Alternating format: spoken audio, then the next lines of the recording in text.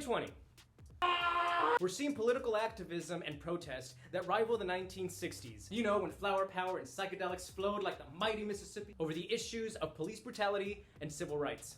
The protests stem from an ignored community that is exhausted with the excessive use of force that is prevalent in the Black and brown communities, and the system that fails to hold those who abuse their power accountable. Now, why does that sound familiar?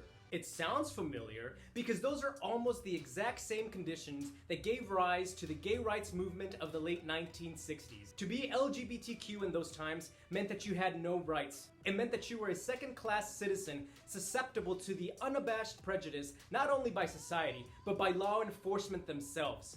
Until they said no more watching. This is Bishop Robert Mary Clement, Archbishop of North America of the original Catholic Church.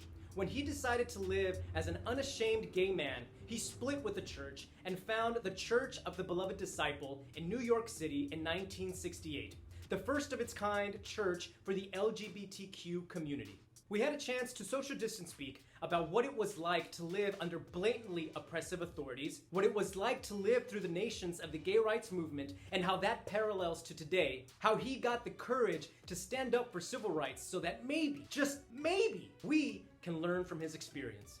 There was one of these campaigns to get rid of the gays. I lived through one of those times where they hunted people down. And there was a young man I knew who turned out to be a plant, who was turning the names over of gay people to the Attorney General. I mean, it was really a nasty thing. There was no room for anyone gay in any church back at that time.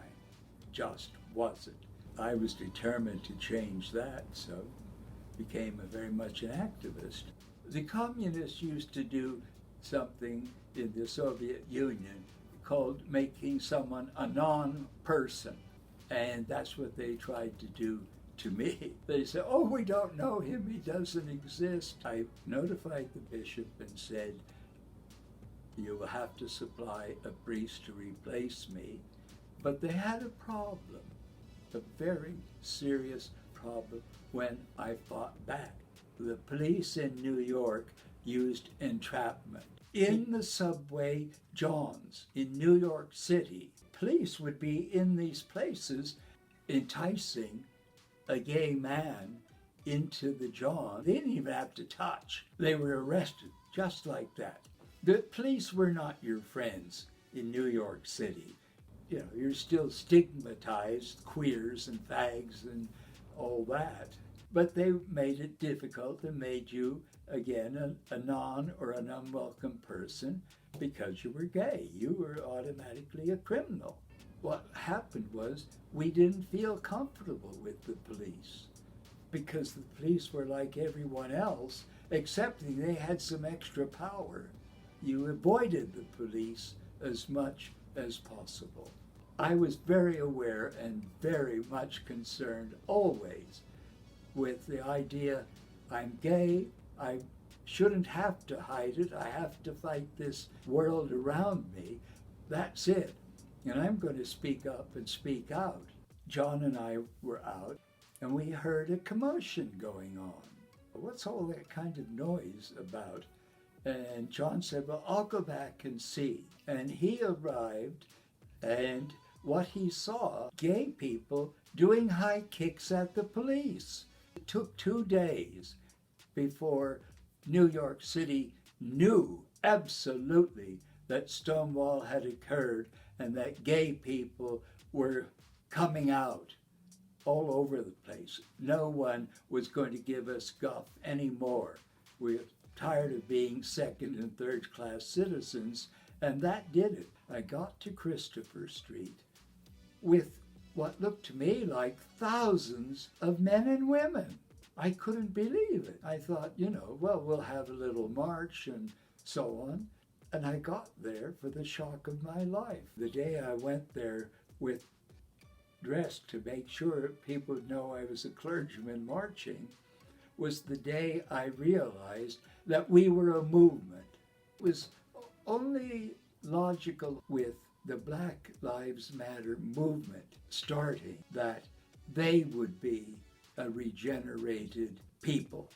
We all cared about what happened to him, and we cared of something as horrible as a policeman on his neck for 9 minutes, killing him. When I saw the young people like the First March, when I first saw the grouping of that, when I saw who was there and the mixture and the fact that thousands came, this is a movement.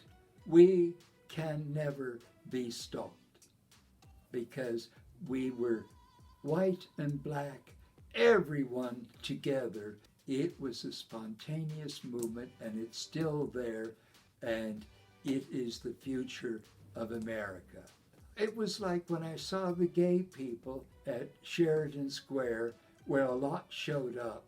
Well, this was the same, that this was wrong and needs changing.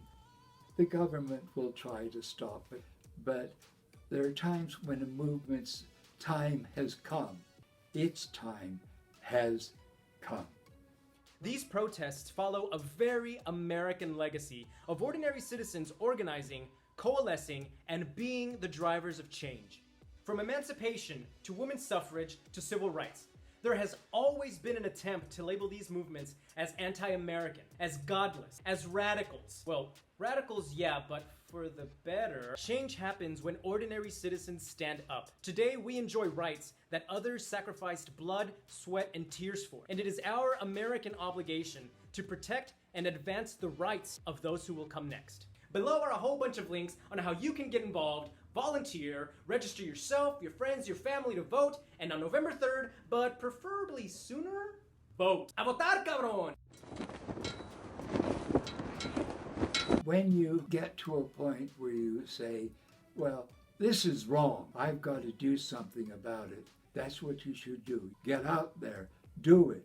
You can't just say, oh, well, no. Someone's got to do it. And if you believe it, you've got to do it starting with yourself.